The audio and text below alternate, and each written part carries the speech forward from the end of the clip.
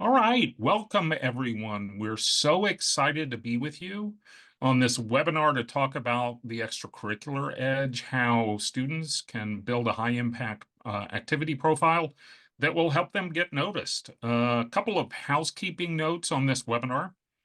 We will be sharing tomorrow a recording of this webinar and the presentation itself, as well as some of the materials that we reference. We'll also be keeping an eye on the Q&A box. So if you have questions, please feel free to use that, and we'll keep an eye on that. And as best as we can, if it's a general question, we'll try to make sure we answer it. I'm Bob Carlton, and we're joined this evening by Lisa Bain Carlton, the founder and CEO of College Matchpoint. And in our 16 years of working with students, we've found that being engaged in activities is really the key to students ultimately thriving in college. And so, what we'd like to do on this webinar is really dive into what does it mean to be engaged in high school. There's some great research. Where can a student start? How do colleges consider students' activities? Because this is always a question. And then finally, how can parents help? Because parents play a crucial role in this. Lisa, can you dive in and help parents better understand why engagement is so important? Absolutely. Welcome, everybody. We're so glad to be with you. So one of the things that we have seen in our practice, and like Bob said, 16 years, is how good engagement is for students, not just in the college process, but for students overall. Students who are engaged are 2.5 times more likely to say they like school, and they're 4.5 times more hopeful about the future. So what we've seen is that when students get engaged, they actually feel better about themselves, and the Gallup study backs that up. Now, there's a lot of myths out there about engagement. So before we talk about the college process and how engagement works, we want to kind of talk about some of the myths that are out there about college, about activities. One of them is that students should just go join a whole bunch of clubs. Now, if a student is interested in those clubs, they absolutely should go join those clubs, right? But if it's for the college process, it really depends if that club matches up with a lot of other things that they're doing. So just joining a bunch of activities without a thread that's going through it isn't really going to move the student's dial. The other thing you hear a lot about right now is the student just has to have one passion. They just need to be one thing. And what we know from working with students is that students are lots of things. They may love foreign language and love engineering, or they may be a great soccer player or the lead in the choir. So students don't have to have just one passion. And oftentimes I think it's trying to figure out how the multiple passions play off each other that is really when we get to the good stuff in terms of engagement in students. Now, I think this right now is the number one biggest myth in college admissions, is that everyone needs to be running around cranking up a whole lot of service hours. And that's going to be the critical thing. And so oftentimes when we're talking with families, when they're engaging with us, they'll say, I'm so worried they don't have any service hours. And this is not what's needed. What is needed is students to show that there's something in their community or their school or their environment that they care about, and they spend some time on that activity. So if it's just a laundry list of I helped at the school dance, I picked up trash, those kind of things aren't really the kinds of things that colleges are looking for when they're looking for service. So the big run up for hours, you can kind of put that off the burner because it's not really going to help. And then the last thing is that there's academics and then there's extracurricular activities, and those two things never come together.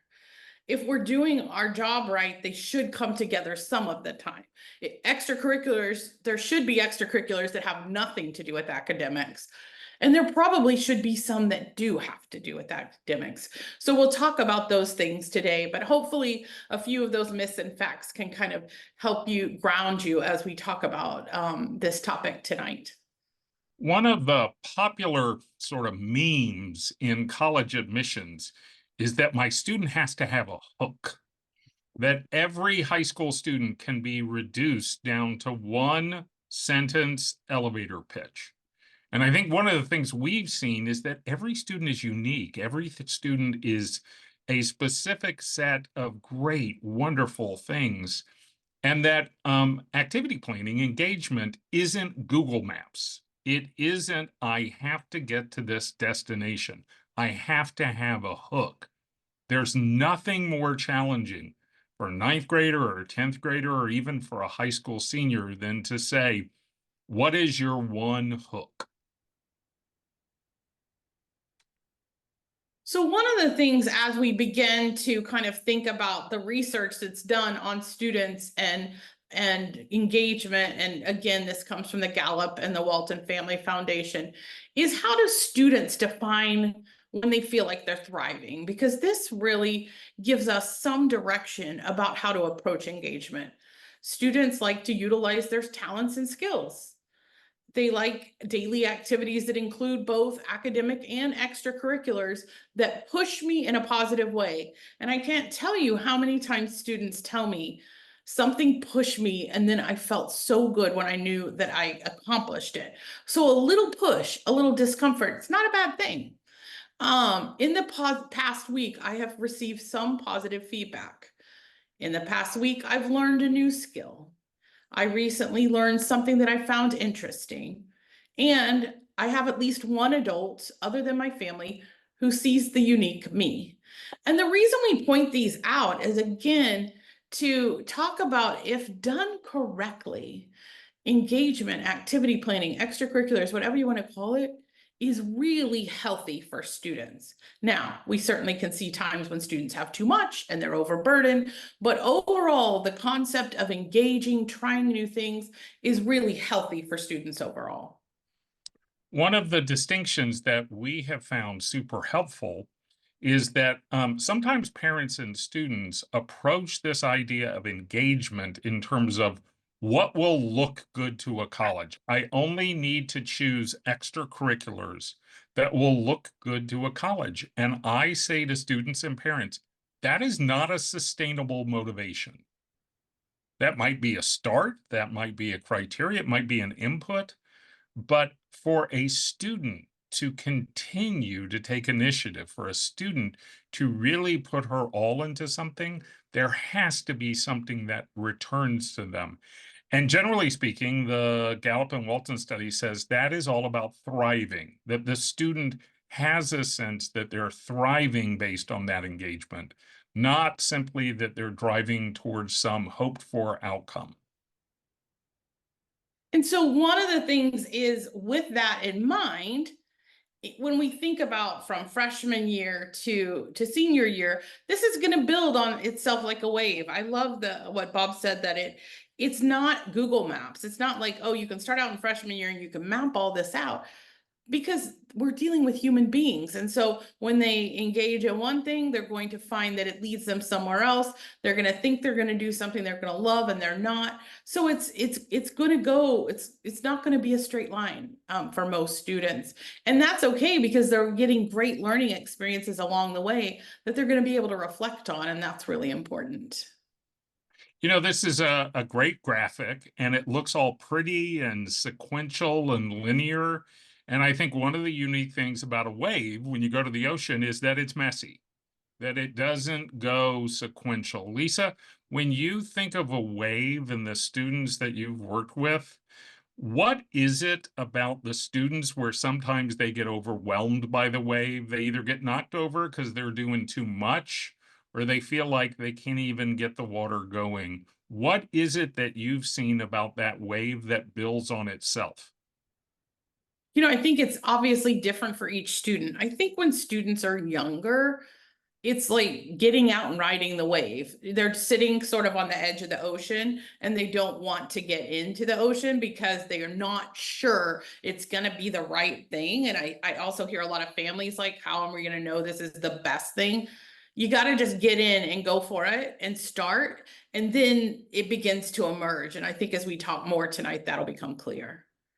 One of my favorite things when a student starts with me is that oftentimes when I ask a student what they're involved in, they'll say offhandedly, "Well, I know this doesn't count. Right. I do this one thing, but I know it doesn't count."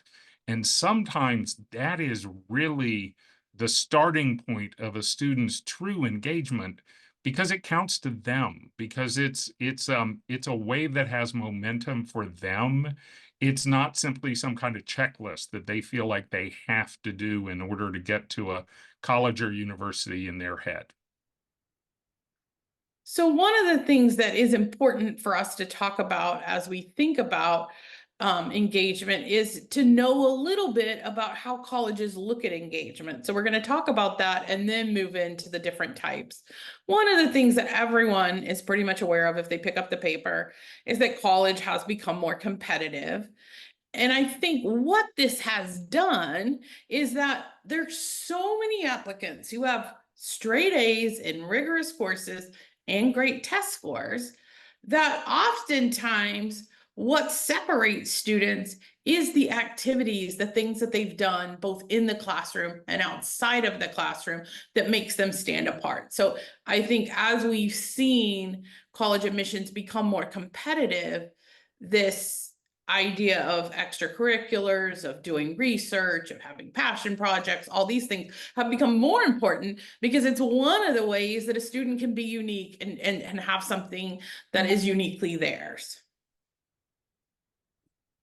Now, the other issue is that, just 5 or 6 years ago, when we talked about competitive colleges, we first thought about the Ivies.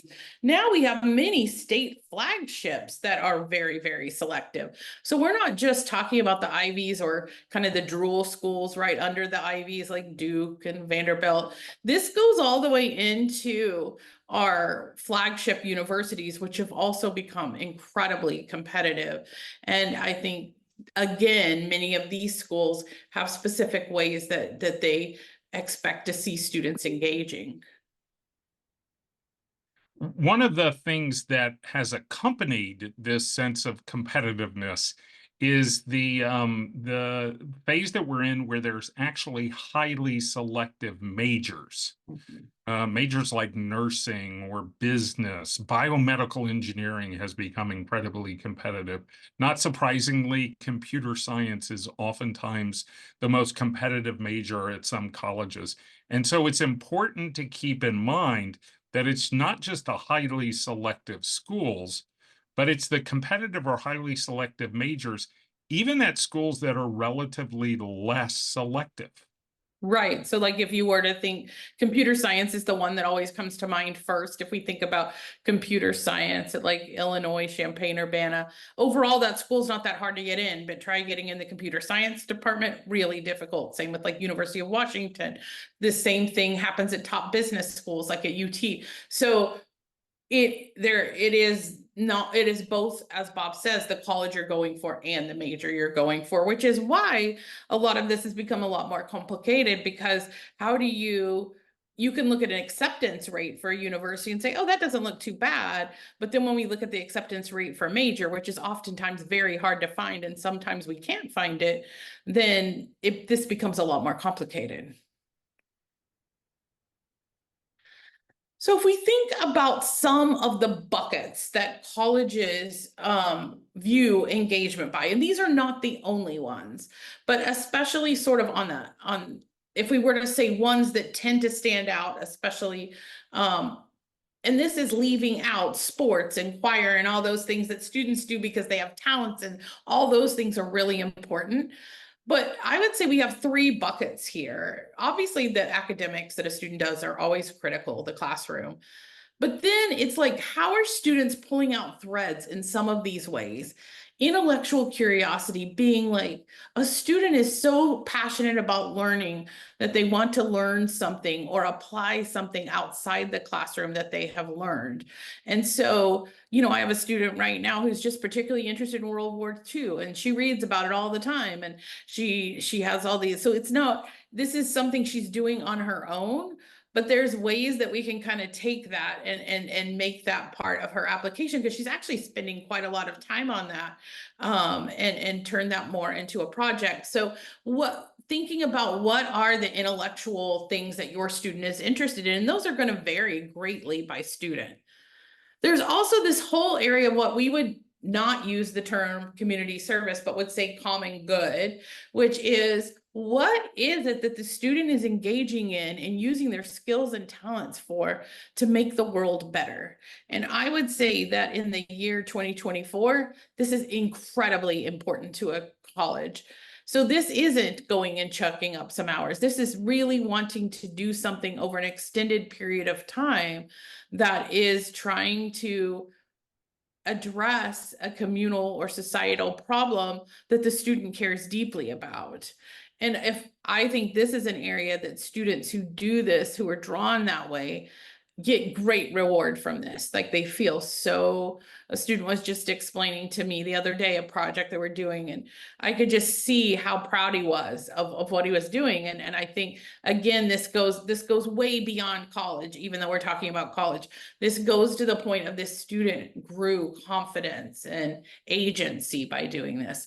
And then the one that we hear a lot about right now, and is very important, especially in our state flagship schools, but I would say across the board, is engagement that is aligned with one's major. So, for example, if a student's going to be a business major, what kind of internships have they done?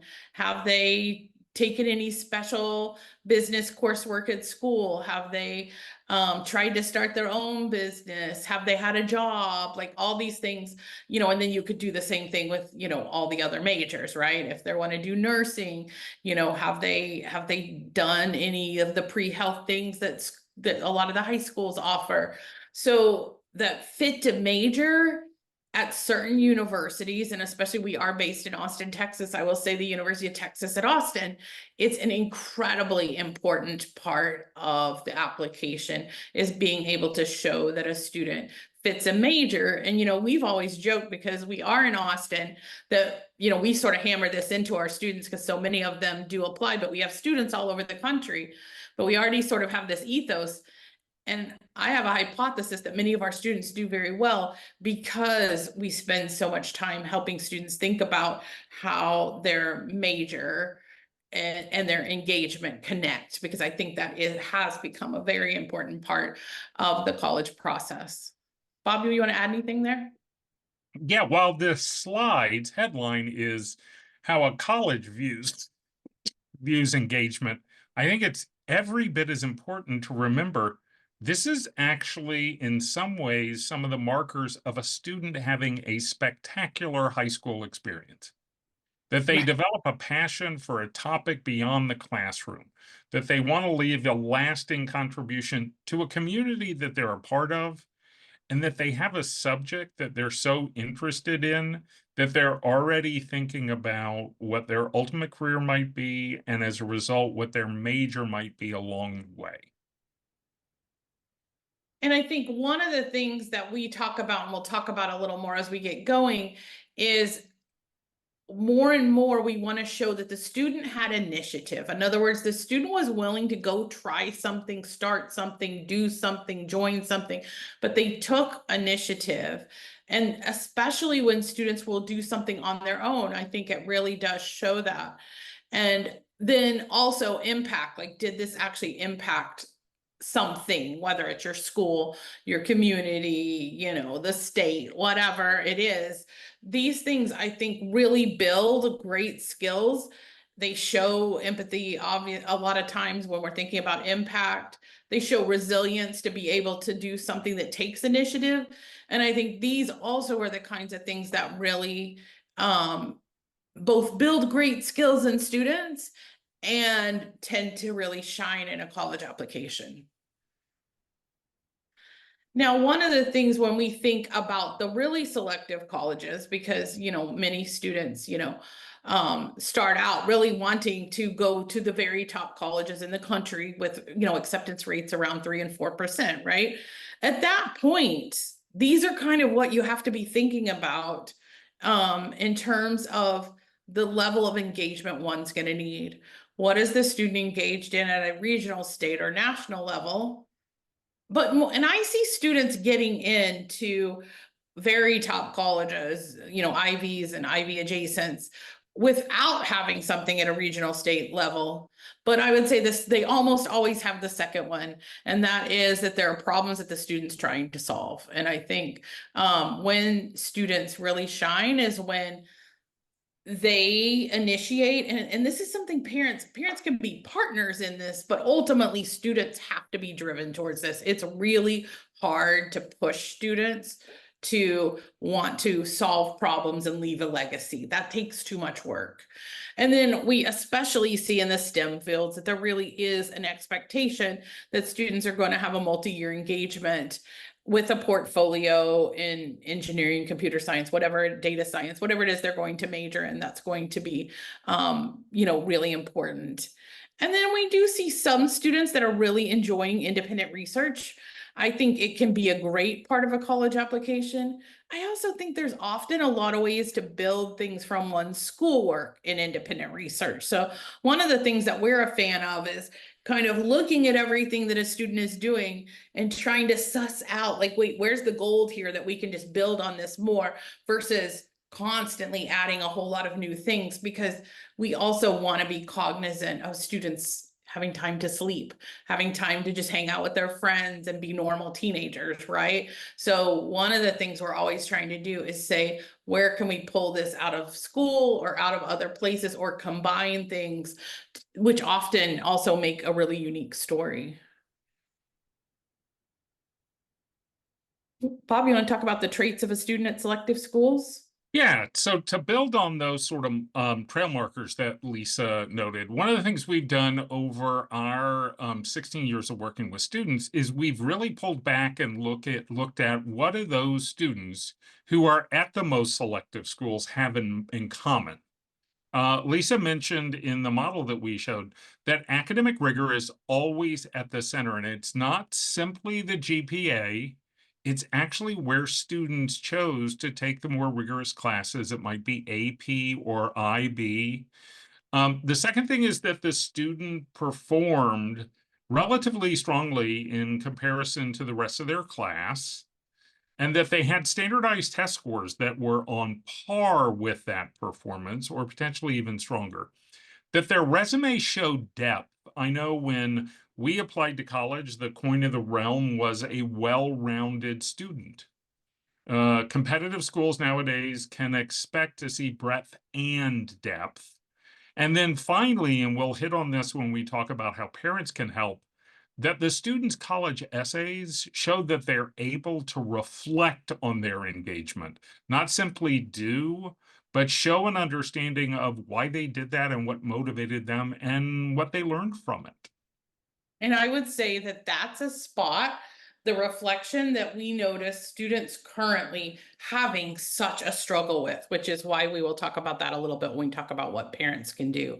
So I think before we dive into kind of the model that we use on, how to kind of plan out activities, it's important to think about where is all this going to end up, right? Some of you on here probably have students in the 9th grade, 10th grade. Some of you may even have younger students. So ultimately, way off when, or for those of you that are sophomores and juniors, not that far away, you're going to have a common application, which is the platform that we apply to college on.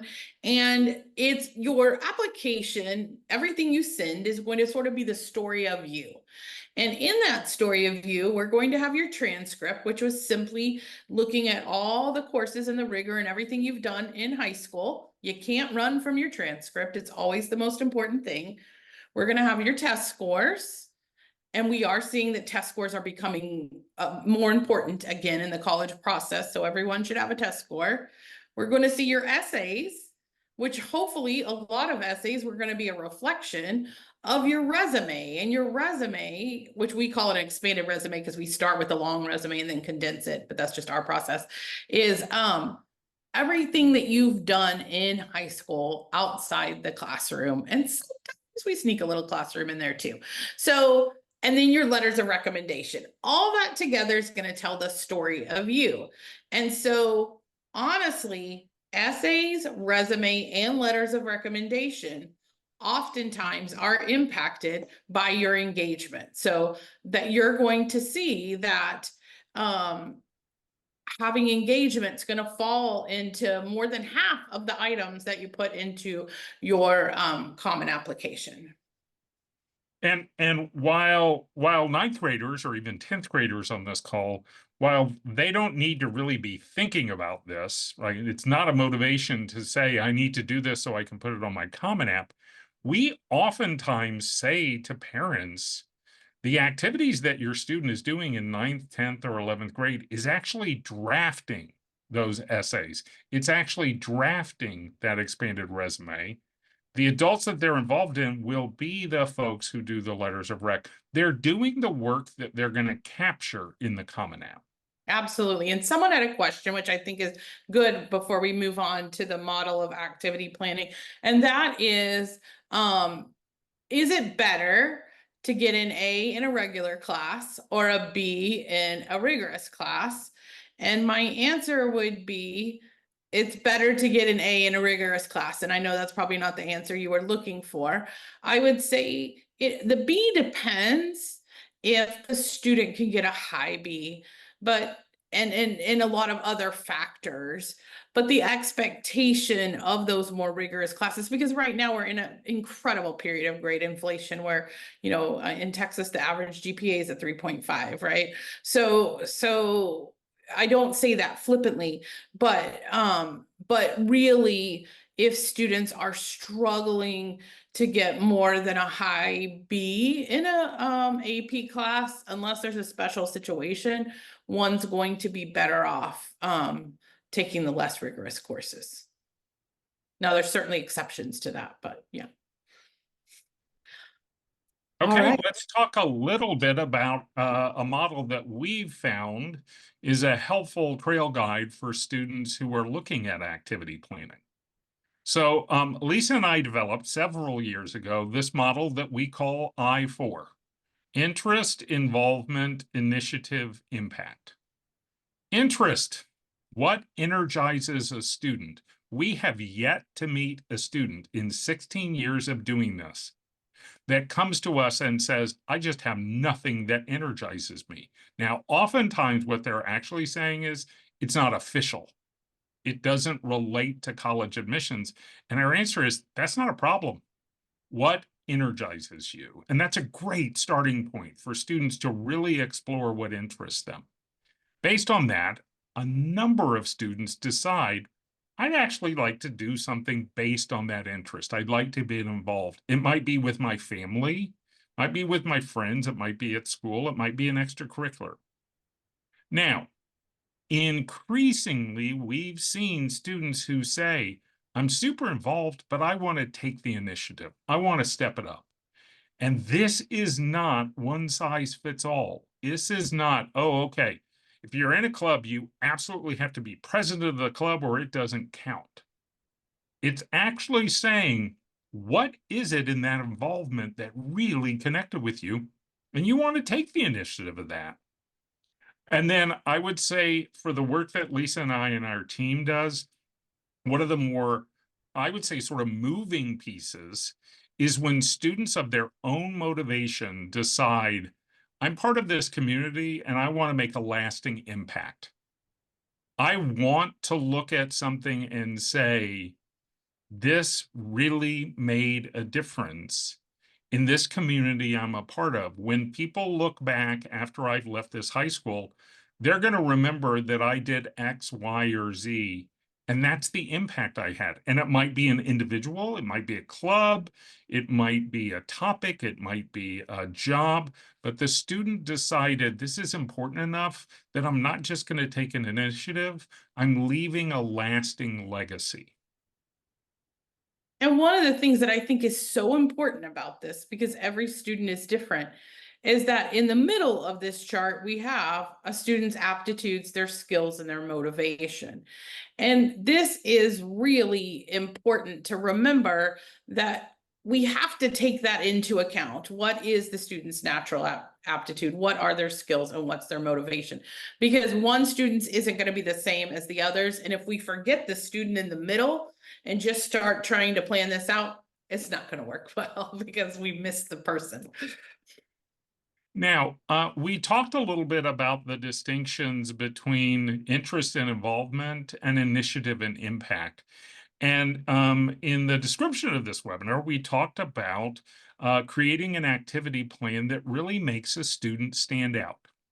And when we look at the students who are thriving in college, and when we look at the students who were able to thrive in telling their story in their college applications to the schools on their list, there's a real difference in the students who took initiative, in the students who had an idea and of their own motivation took the steps to make it a reality.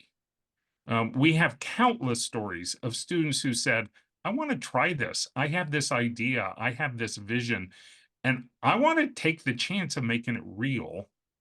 And then you really can see in terms of these schools that, as Lisa said, are inundated with applications. I mean, some of these schools have seen 30, 40, even 50% increase in the number of applications that they've received.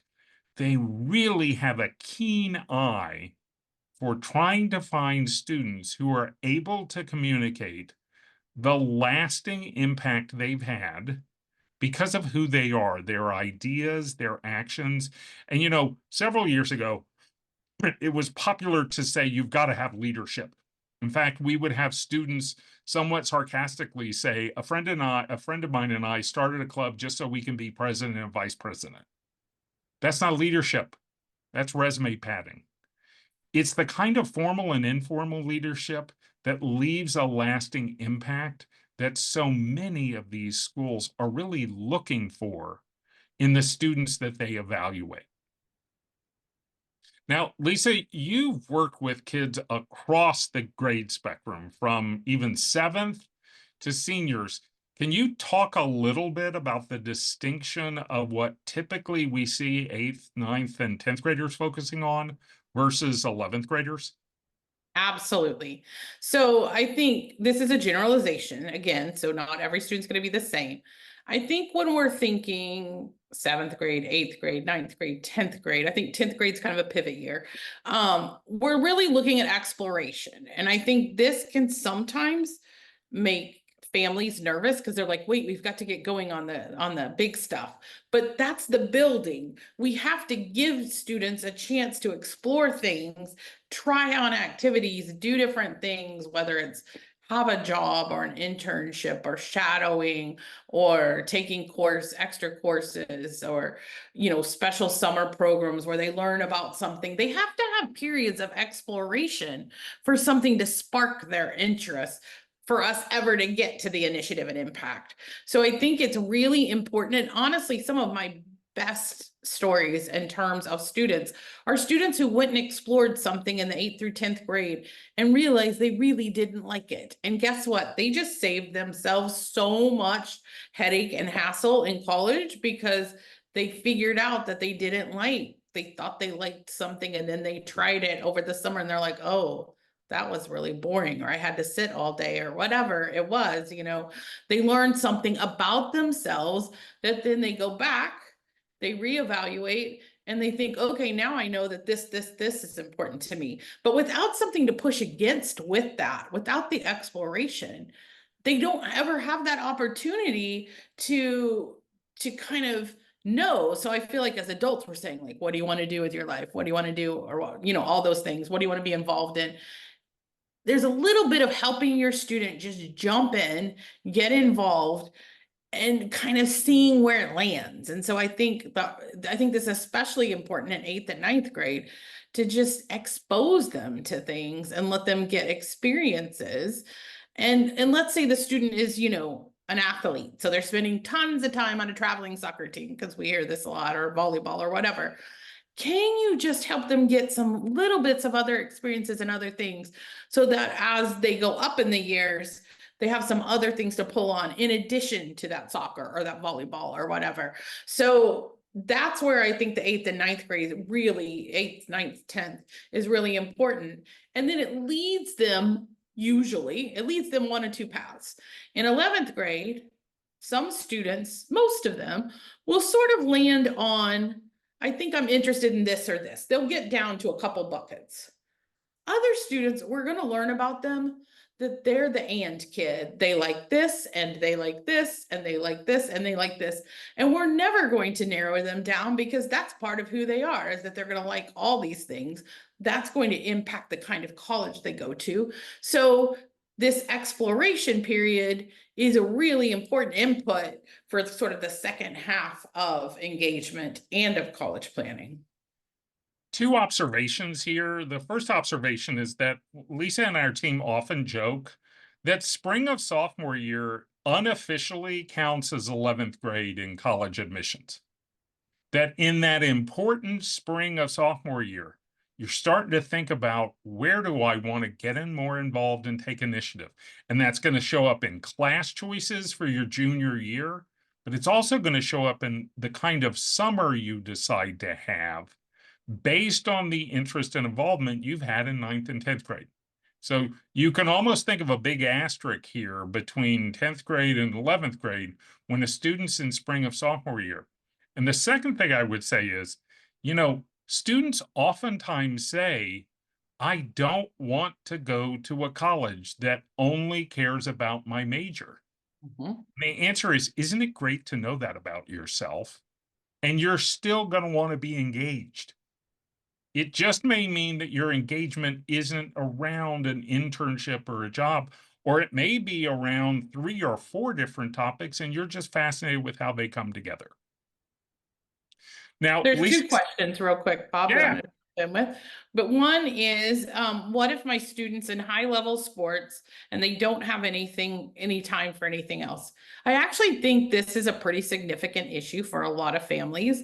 I think there's a point at which you have to ask, is the student going to play that sport in college, right? Like, are they working towards playing that sport in college? But I would say this is a spot where I think sometimes people have blind spots and then they arrive at junior year and they realize they don't want to play that sport in college and they don't have other things. So a few ideas that have worked for our students in that case is doing something with their family. Like, let's say that the student's interested in a career similar to the parents. Is there some kind of project that they could do with the parents' business that they can do in weird hours and things like that? So that's one way to do that. Other things are like smaller courses that we'll talk about later. But I would caution, I think this is where sometimes this is hard, is that just having the sport and not other stuff, especially if the student is wanting to go to a pretty selective college and they don't have other activities, that can be challenging in the application. So I think you want to consider that. Lisa, Anything you to said there add was there, a Bob? question. You said there was a second question? Oh, wait, I forgot the second question. Sorry. Oh, this was a good one. So, because you could use this for any major. If a student is interested in cybersecurity, so they're doing a lot of stuff around cybersecurity, how do they show community engagement? Remember that a great application, everything isn't necessarily going to relate. So the student is doing their cybersecurity, that's great. But they also need to explore what is it that they care about in the community, which could be totally unrelated to cybersecurity, that they would like to get involved in. Because again, we don't want, it's what Bob said, we want breadth and depth, right? So we've got the depth in cybersecurity, but we also do want to show some sort of community engagement. So this really just goes back to, what are the problems in the community that the student might be interested in getting involved in and spending some time on that. So you're going to have to balance that a little bit. I think that's important. Yeah.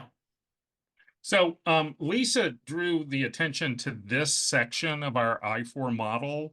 And frankly, if there's any part of this webinar that you walk away with wanting to understand better, we hope it's this slide.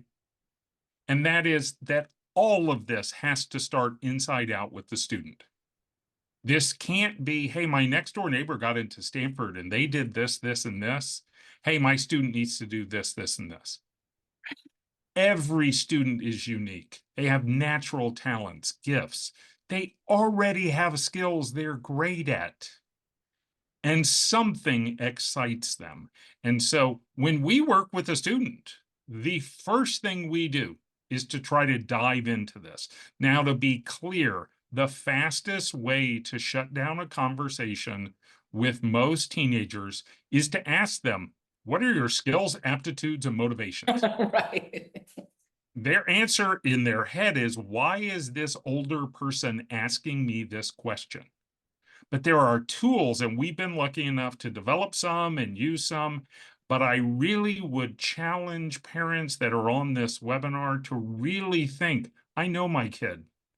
I saw this kid grow up and develop. I know some of the natural talents that make them their unique you.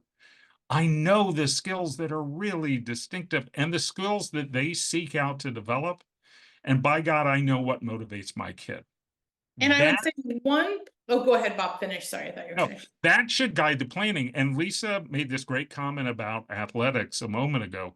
About 40% of the students that we work with play some sport. Okay. Less than 0.05% end up having a college list influenced by that sport. They're being considered for scholarship. They want to play club at that. Sports are great. They're a wonderful place for involvement and community. But we see so many athletes who say, hey, I love using these skills on the lacrosse field or in my equestrian activities. Where else can I use those skills? I'm motivated to be competitive, or on the other end of the continuum, I don't care how my team does. I just like teamwork. So, really being able to look at what are your aptitude, skills, and motivations, and how can those go along with you in the areas you choose to get more involved in. And I would add one other thing here that I alluded to this a little bit earlier. What really makes, it could sound sort of cheesy saying each student's unique, whatever, but they really are. But one of the things that is really the secret sauce in activity planning is pulling the things that maybe don't seem like they go together, but they go together for this student. So taking the fact that the different aptitudes and trying to weave them together into activities, that's when you're really starting to shine and be able to show some very unique aptitudes. So, as simple as I'm going to use my foreign language in whatever it is I'm interested in, or I'm really very creative and I do engineering, so I'm designing X, or they can be super different and you just have these two great aptitudes. But it's that's why we don't want one passion only kids, because it's hard to really show the uniqueness of the students. There's just one thing, because very few of us just have one thing. It's challenging for Lisa and I when we do this webinar because we just want to tell you 100 stories about 100 unique kids. One of my favorite ones is a student who was a football player on a top ranked, national ranked high school football team. He was a lineman. And he was motivated by the team. He's really great, but the team won the state championship that year. But he made a point over the summer before his junior year to teach himself Spanish. He used Duolingo and he became fluent in Spanish. And when we asked him why was that, he said, I have two teammates who are from Mexico and I wanted to be able to speak to them in the language they grew up with. That's a student being motivated on his own. Now, let's be clear. A college would love to see that. That's not the important outcome. The important outcome is the lasting impact he made by being able to speak to those teammates in the language they grew up in. We've got a question again, so I think it's is my student enjoys drawing and is considering art school. What programs would you suggest they do outside or inside school? So I think this is, you could take again any subject. First of all, you want to utilize all the resources in your school around whatever subject. So if it's art, if it's business, if it's engineering, utilize the courses in the school. Then from there, there's a lot of places this student could go. They could do a summer art program at a college. They could they could run a little art camp for younger kids. They could make art and donate it to a charity. I mean, there's 1,000 activities that they could do with it, both most of them free, some of them things you could pay for, but ways to get, maybe they could create a poster for something in the city. So they can go, you just have to kind of get your ideas flowing, and also what, again, as Bob said, the student's interested in. But that same thing is true with any major. We want to first look inside the school and see what's available there, and then go outside the school and add on to that into the engagement.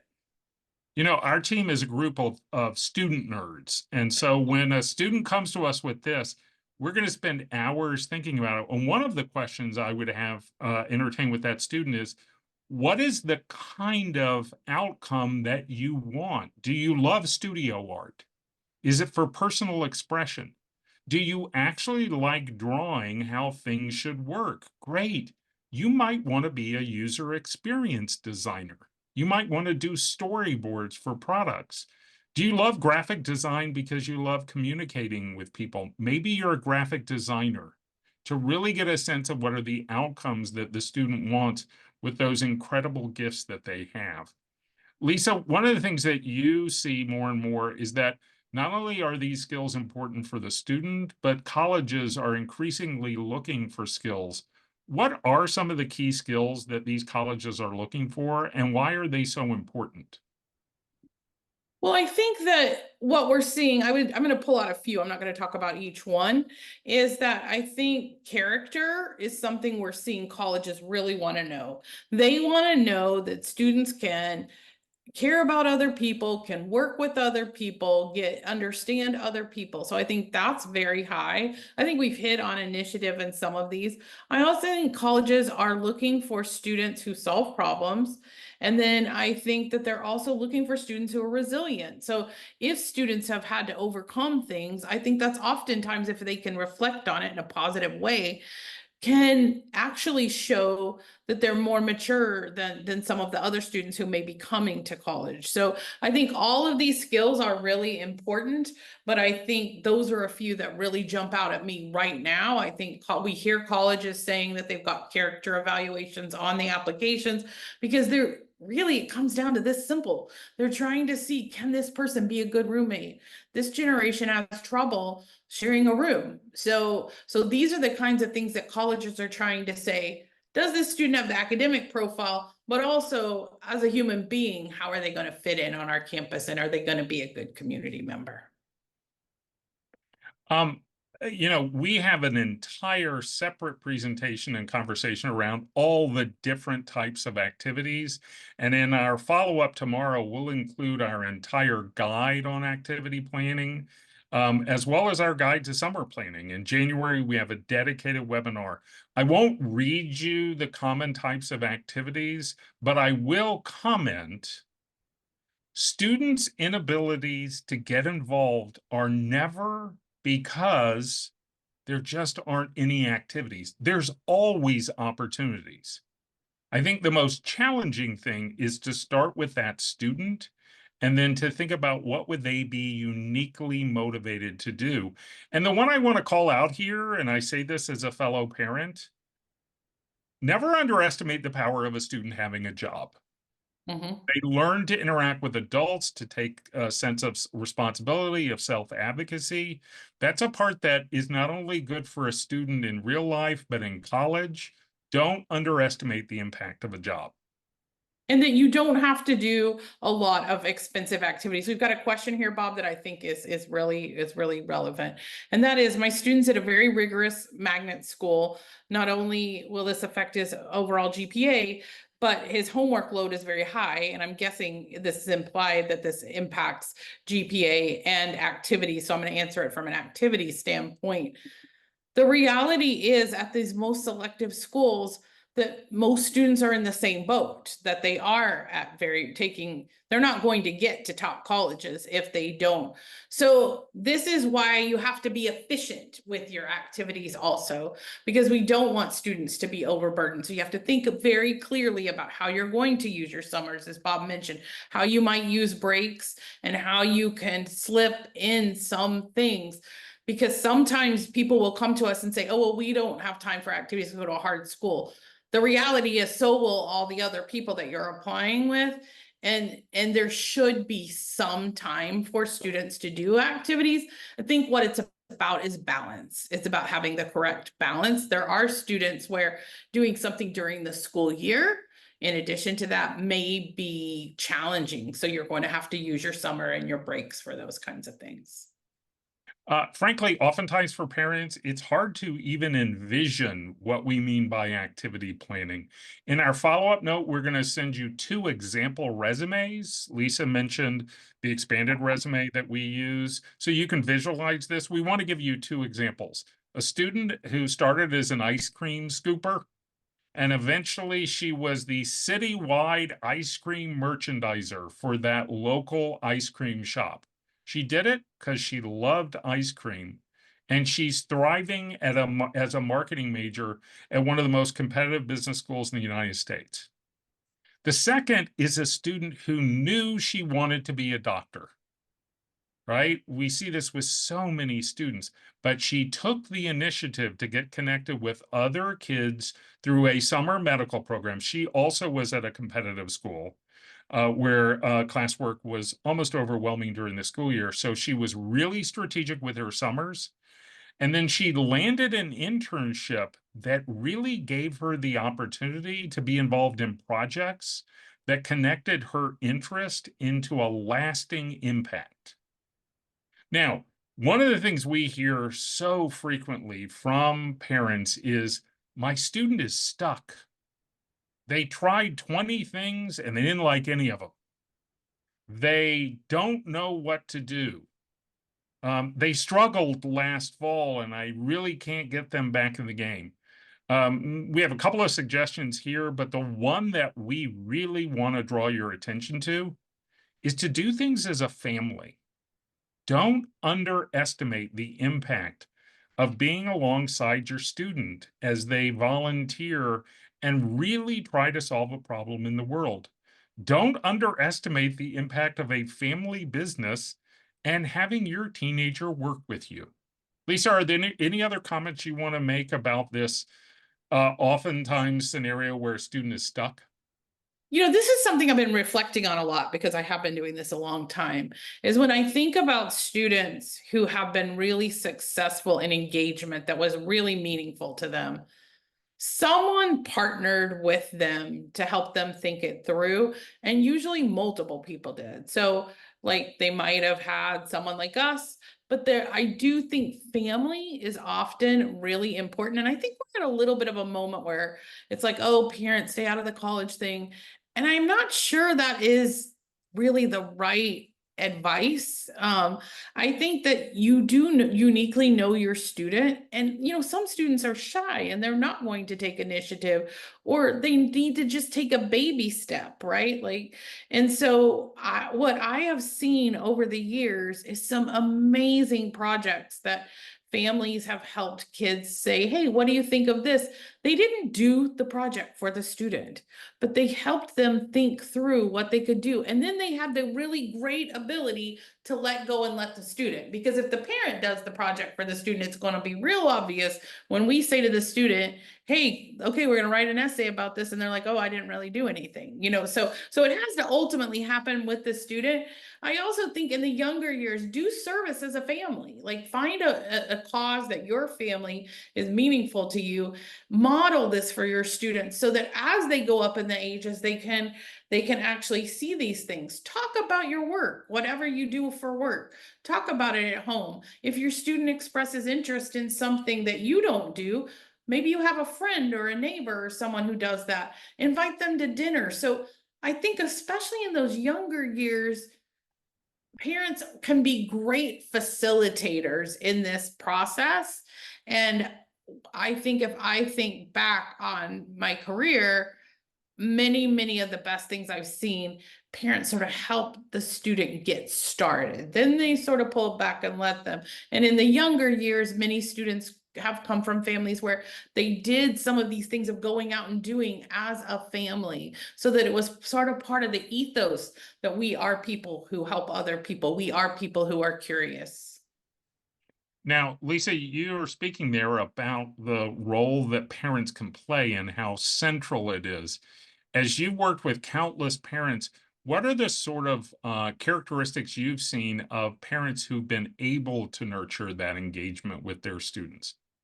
I think listen to what your student is interested in, be realistic about your students' aptitudes. I think sometimes as parents, we get worried. We want to make sure that our students are going to have a good life and good jobs. So we want to push them to careers that are the most, potential jobs.